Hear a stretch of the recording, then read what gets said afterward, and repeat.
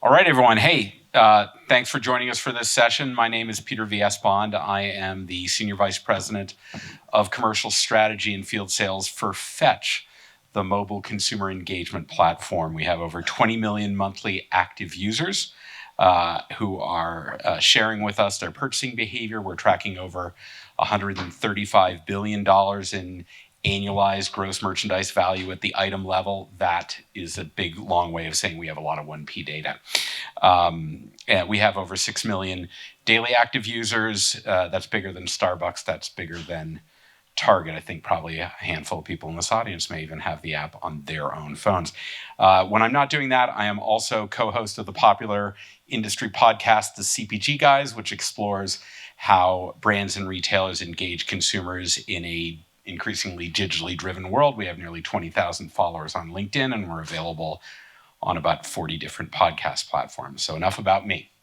Let's get to the topic at hand. Our discussion today is going to focus around advertising to Generation Z. Here to speak with us about their approach to this challenge are two industry luminaries. First, we have Rani, CEO of MilkPEP. That's the milk processor education platform that helps milk companies of America encourage more people to drink and enjoy milk every day in every possible way. Many of you will remember the iconic Got Milk campaign of the 1990s. That was MilkPEP. Yin has been leading MilkPEP for about 3 years now and brought with her professional experience from the Campbell Soup Company. We were talking earlier, we have that in common, and some great advertising experience at Universal, McCann, and Grey Group. We also have Brad Sims. Brad, welcome. Brad is president and CEO of GALE Partners, a business agency that brings business insights to storytelling and activates across every channel. Yin, Brad, welcome. How you doing? Good, thanks. Thanks for having us. All right, well, let's jump right into the conversation because we have a limited amount of time and there's a lot to cover. So when do we get right to it? I'm really excited about this because I have a 4-year-old daughter and she starts every morning religiously with her milk. If I don't give it to her, she's going to give me a very cross look. We thank you for your business. Oh, absolutely. Happy to do it. We'll pay you later. Okay. I'll give you my Venmo QR code. Anyhow, throughout 2002, marketers focused more on advertising to Gen Z, oftentimes replacing its attempt to cater to millennials and focused on reaching younger generations as they entered the job market. It meant more ad dollars going to platforms where Gen Z are found on, right, like TikTok and what have you. So that's kind of the backdrop of how I guess the big question is with Gen Z, how do you reach this ad-averse cohort, which is a real big challenge? Yeah, I mean, we're very focused on what we consider modern families. I mean, kids consume a disproportionate amount of milk, and so their value both today and from a lifetime value standpoint is super important to the health of the category going forward. The bad news, of course, is that they're a challenging target for many, many reasons. I mean, one of the viewpoints that Brad and I share is basically no one cares, right? No one cares about your marketing. No one cares about your advertising. In fact, they dislike advertising. And I think the Gen Z cohort has a particularly high bar and particularly high set of expectations of you enter my life on my terms, be valuable, be interesting, be native to the platforms. They're not waking up every day. Your 4-year-old is not waking up every day to be spoken to or sold to. And so we try to keep that high bar and this audience-centric viewpoint of what we put out in the world and quote unquote cross-channel, which is interesting to me because consumers live such a much more fluid, channel-agnostic world, and the industry somehow wants to organize itself around a lot of channels, which you have to do to be native. But I wake up every day trying to put myself in the shoes of that 4-year-old, that 5-year-old, that 12-year-old, and being like, is what I put out in the world worthy of their attention? Is it likely to change their perception? Because milk is in a big battle for relevance, frankly, in terms of earning its place as a nutritional solution for today and for tomorrow. So to that end, Yin, you're in a journey to try and connect with a more modern audience. Tell us about your early efforts to do that and how that's been evolving over time. Yeah, MilkPEP started a tween-directed effort almost like 8 years ago, but we've really sharpened, I think, the efforts in the last couple of years to extend it beyond more of a narrow effort and really putting it in the center of things. And I think for us, it's a lot about, thinking of all media basically as earned media. Even though we're paying to distribute it, we believe the creative bar and the content bar and the value exchange is one where you have to earn interest and relevance. And that means being very fluid across platforms. That means a content machine that's always pushing things out. And frankly, is not as internally focused on what the quote unquote brand wants to say, but really what will be interesting to that end person, which I know is easy to say and hard to do. And I know keeps Brad's team very, very busy every day trying to find the right mix across platforms. Yeah, I mean, the thing that's interesting about milk as a product is it's not an awareness thing. Everyone knows milk, right? So it's like 100% awareness. The question is really, how do you move reconsideration? So it's not just about the morning or the cookies and the dunking and all of that good stuff. And how do we move reconsideration of milk so you view the product at different moments in the day, different moments of your life? And when you think about that and you think about, that battle for reconsideration, you have to go to the audience that actually is stoking and creating culture. Right. I mean, the reality is, although we all love millennials because it is the largest populace spending the most and all of that, and they are really core to the milk industry and the consumption that we're trying to drive. The reality is, very few trends start there. I mean, if you think about where trends start, GALE, we have a working philosophy that it is the 14 to 19-year-old female that starts trends. That's where trends start. It's the most complicated consumer, the most fickle consumer to get there. But they are the folks that create trends. They are the folks that fire up cultural movements. And there's a very interesting way in which, who pays attention to what they pay attention to. And you can go to basic things like yoga. You can go to things like the Kardashians. You can go to whatever. And so if you want to stoke reconsideration, you absolutely need to think about all generations and all spots of the funnel. But you need to be particularly relevant to Gen Z. And I think the interesting thing about them, as Yin shared, is there's a super high bar to be relevant to them. Not only are they a generation that actually cares about something, which I think is really important, right? They've grown up in a completely different way, diversity, sustainability, mental health. We just heard the panel before us talking about, bringing your whole self to work. I mean, these are topics that generation is just in. It matters to them. I read a stat that says 50% of Gen Zs consider the sustainability of a brand before they decide to make it part of their story. That's a big thing. So if you want to connect with the generation that's moving culture, that's stoking reconsideration, you really need to think about how you're an authentic marketer, because it's just not simply about jamming out 30-second ads or sending them an unbelievable direct mail piece or whatever your traditional marketing is. And I think that puts the high bar on us to figure out how do we accomplish that in channels that are where they are. Suddenly, I feel very inadequate as a Gen Xer. Sorry. That's okay. Sorry about that. I knew it was coming. okay. That's why we're bitter. That's right. So let's talk a little bit about gaming. So as a Gen Xer, the last time I played a video game, truth be told, freshman year of college, Lode Runner on the first generation of Mac. Lode Runner. Exactly. That's how old it's been. But gaming is, to your point, obviously very relevant to Gen Z. So Brad, let me throw this to you. Yep. Tell me about the foray into gaming. What gaming, why gaming? Why do you think it connects with MilkPEP's wider strategy? And I'd love to know what kind of research underpinned your decision to go after that. Yeah, sure. So if you think about the work that we started together, it was really to move milk out of the traditional areas of consumption and to restoke consideration, which talked about. Underpinning that is a brand idea, which is you're going to need milk for that. How do we bring those moments where you should consider milk as part of your day or your week or your activities that maybe you didn't consider before? And in thinking about that and looking at the research, really moving milk to what we would call kind of a everyday performance zone is really interesting. We know there's a lot of really interesting scientific facts, right? Milk hydrates better than water. That is a fact, right? It's a scientific fact, right? 8 ounces of protein in 8 ounces of milk, right? We know that. So there's all of these unbelievable performance-based benefits to being in milk. But, everyone, when they think about milk, thinks about two things, right? Bones and calcium, or bones and teeth.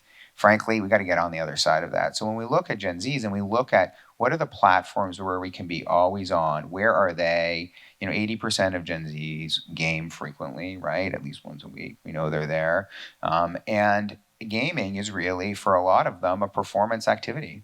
I mean, they are in it, right? And for them, the question is, how do you take the idea of reconsideration, modern claims, and the idea of everyday performance, and then put it on top of that generation and what performance means to them? And gaming is, a lot of folks game for fun, but as we learned when we went to TwitchCon and we created basically an in real person game that had two folks standing beside each other, and the game was how fast are you? And they basically sat there and they waited to and then they clicked it, and that's all they did.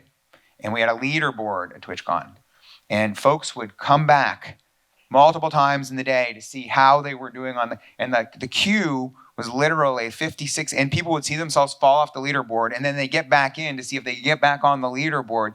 And we'd created this entire activity around what was just a simple game, but it was, just put kind of gaming, put Milk in TwitchCon, and it created this kind of buzz on the floor where it wasn't just we're jamming you with free items and stuff like that, but we're creating a really authentic experience and an authentic game. And then we awarded a trophy, and it got super competitive. I mean, we didn't really anticipate it to get this competitive, but people were like, they wanted to be on that leaderboard, and that was about dialing into what gaming means. And so I think the insight is, 80% of Gen Z's game, reconsideration, performance. You're going to need Milk for that. How does that generation define one way in which they perform? It's gaming, and it's a spot we can be in. Yeah, I think in building on that, one of the things about that activation, and we'll talk about other emerging channels, like we're very focused on being native to that platform and really respecting the rules of that category, that publisher. I mean, obviously our strategy is consistent, but we really work hard to be it gaming or Snap or Roblox or fill in the blanks or Instagram, really trying to understand how to show up. And one of the proud moments of that TwitchCon thing was we were unexpected sponsor, and this gaming journalist wrote like a tweet saying, the era of Mountain Dew is over, here comes Milk. I mean, I think that's evidence we did a really good job and showed up and played by their rules, and they were really excited to see us, and we didn't impose what Milk should be. We were like, this is your world, like we want to come in, and we try to take that mindset into these other channels as well. All right, so TikTok is the social media darling of the moment for Gen Z. And my understanding is Snapchat has been a huge platform for MilkPEP. Let's start with Yin. Can you tell me a little bit about your approach to these channels? And then Brad, you can certainly follow on there. Yeah, I mean, building on what I just said, I mean, one of the things I think MilkPEP has done for a long time, even before me, is we have a very strong commitment to marketing innovation, I would say. We simply, like everybody else, don't have enough money to get the job done. We can't be the biggest, and therefore we have to be the smartest. And so we're always experimenting. We're always trying to find the next thing, and we're very consumer-led. And so we were a very early brand in TikTok. I think it was like late 2020. In fact, it was right when TikTok was about to be banned. If anyone remembers that, we were about to drop like $3 million and was waiting to see if the White House would turn the whole thing off. No pressure. But again, we tried to use the rules of it. The first thing that we did was we helped Katie Ledecky, who's a famous Olympic swimmer, launch her channel, and she did this amazing act where she swam with a glass of chocolate milk across the pool, all native. She designed that. We had a Hold My Milk challenge using the language of TikTok challenges and generated a huge amount of user-generated content and buzz. We've gone on to feature our athletes. But again, it's really about, I work hard to be sort of media agnostic, but if there's an audience there and we can figure out and learn as we go, TikTok's been a really helpful partner to us. And maybe you want to talk about the Snap one, which I think is somewhat similar. Yeah, I mean, when we about a year ago, when we were doing some work, we were working with Snapchat, and one of the things we're always trying to do with the platforms, TikTok, Snapchat, whatever the platform is we're always trying to have a conversation, which is what is the new innovative platforms and inventory and ways to tell stories you want to be in. I mean, anyone can buy CPMs and all of that, and absolutely that's important. Everyone needs some tonnage out there, but I think the thing we've done a really great job at is really getting to that. And we worked with Snap to create some lenses around the Olympics that was using some new technology that they had. And we were averaging like 2.5 minutes on the lens. We had something like 250,000 shares, which doesn't sound, but that's a lot of shares, because that means you enjoyed it so much. You actually shared it with someone else. And the thing I think that's interesting and really fun about Milk is this idea that a courage to be out there in some of those new areas to tell stories, because they don't always work, but being there, and it's even like the roadblocks example. When we decided we were going to go to roadblocks and we were going to build a whole Olympic activation with 4 of the new sports that mirrored the 4 athletes that we had in there. We went and we made sure it was a great native experience on roadblocks. And the performance was massive. I mean, it's over 2 million game plays, and people kept coming back, and we had like 10 million overall plays. And so I think the thing is, get on the platforms, but figure out how you can be there natively, but also figure out how you can be there kind of at an innovative point and differentiated point. Because even on these platforms, there is so much, frankly, of the same and the same and the same. So it's not just great content, it's also about being a little different on the platforms, which I think is important, that high bar. Brad, back to you on this. It's a 2-part question. What other kind of new media, new capabilities are you exploring to reach Gen Z? And on the flip side, looking back at the OG side of it, are Facebook and Instagram still relevant for any of the core constituents that MilkPEP is trying to target? Well, for the core constituents, absolutely, because we work through the funnel. Okay. Right. So 100%, we're in the meta products. We have to be there. I would say we're probably not as much there for Gen Z content. I think one of the things we do very purposefully on this account and just generally is production specific to platforms.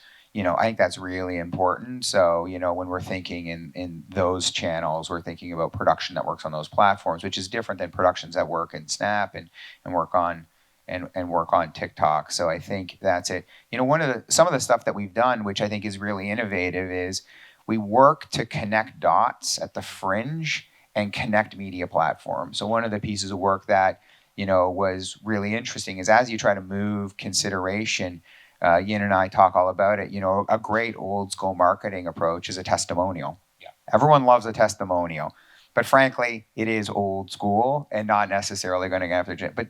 But there's new ways in which you can get testimonials. So we monitoring chit chat and everything realized there was a subreddit called Milk, and folks were going on the subreddit and they were posting really authentic performance-based stories. I just crushed it at the gym, and then I crushed the chocolate milk, and and so we went there and we talked to Reddit, and we're like, look, can we reach out to folks and actually activate? And then we went to our out-of-home partners and programmatically figured out how to pull it there. And so what we're doing even right now is we are surfacing Reddit comments in the subdomain, which is a testimonial, in out-of-home, and when folks and online, and when folks interact with it, driving them back to Reddit. And so we've basically redefined this modern testimonial in a digital way. And I think that's an interesting way in which you look at a few different partners that are doing a few different interesting things, and you connect them, and then use some tried and true marketing techniques to get that message out there. And that's one of the cool pieces of work we're doing right now. Yeah, outdoors having a moment, I think. Yeah, so let me rephrase that in a very clear way relative to our industry. You're essentially going out and finding user-generated content where it exists. You're elevating it. You're finding the nuggets that matter, and you're amplifying that. 100%. That is awesome. That is really terrific. Okay, so let's finish on advice for other marketers looking to capture the elusive Gen Z this year. What do you think they need to do? Let's start with you, Yin. Yeah, we talk about this a lot. It's interesting because I know the marketing industry prides itself on being innovative and the pulse of the consumer. But I think objectively, we are behind our consumers, and we're behind the Gen Z consumers. I mean, Brad referenced how they're culture making, they're trend making, they're technology making. Like all these audiences, all these platforms that are so mature today started with young people. And so I just think I grew up in CPG primarily, and I always say to people jokingly, remember the C in CPG is consumers. And I think we have an obligation and a commercial need to try to keep up, to be honest. And so when you have a choice between trying something new and not trying something new, just be aware that that end Gen Z consumer is like 5 steps ahead of you. And so you need to build a machine and a culture where their needs and their velocity is what you're striving for versus the speed of a company. We're all behind. I mean, I know there's a lot of probably young tech companies here, but I'm going to argue that nobody is keeping pace with consumers. And so anything you can do to build the culture and systems and processes to be perpetually leaned in, I think is helpful. And the other thing I'd say is frankly, and I know Yin and I talk about this all the time, we have to get out of our own way. You have to be working with folks of that generation, your agencies and your companies. And we often say, we will be on a call and look at each other and be like, what? What? But that's a moment in which we need to get out of our own way. Like, is that laser? Are those laser? Like laser cats? And we're like, no idea. But it's really hard sometimes to get out of your own way, right? I mean, we've been in the industry for so long, and you look at it and you're like, but you've got to realize that's a native marketing in a way, in a volume that frankly, you can bring best practices and career guidance, but we are not in the know at the speed to connect there. And so my advice is, you have to release some of the trust, frankly, to folks that are of the generation that realize that lasers matter. Space lasers. I love it. Space lasers matter. And cats. Don't forget the cats. The cats. Space lasers with cats. All right, let me. You think we're kidding, but we're not. Let me open up. Does anyone of the audience have any questions? Yes, please go ahead. First of all, Yin, so great to see you. Always a pleasure. So no amount, for those of you who don't know, but Imagine, which is one of these Gen Z content. I'd love to hear from you. One of the challenges when you're really trying to push into these Gen Z audiences and across many platforms is kind of content, format proliferation.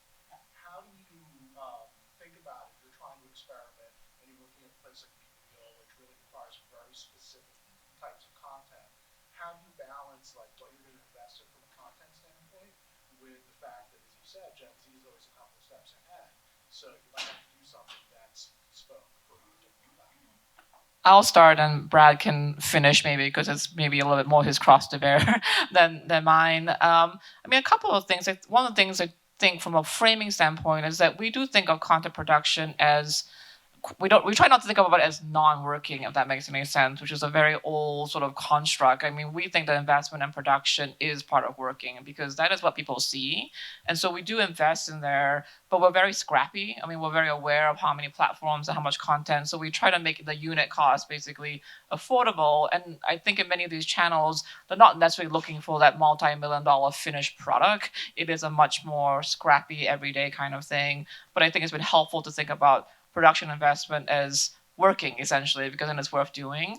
But Brad could maybe elaborate on that reality. Yeah, just the really brief change that we've made at the agency over the last 3 or 4 years is we definitely have a very large creative team. It's like over 100 folks, but we started to build a creator team, which I think thinks about the content in native formats at speed differently. And you need a great team that can make sure your drop shadows work on your very expensive out of home, on top of the Atlantic Terminal in Jersey. But then that is a different team than can think about the formats and the vertical sound on versus sound off.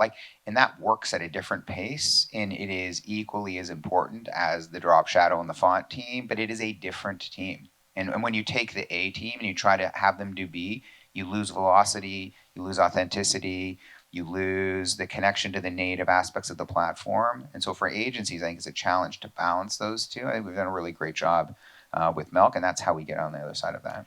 All right, I think we're at time, so I want to thank Brad and Yin for joining me in this conversation. I'll leave you all with the question my 4-year-old daughter poses to me with a smile every morning as she reaches into the cupboard and grabs her aseptic pack. She says, "Daddy, do you know what chocolate cows make?"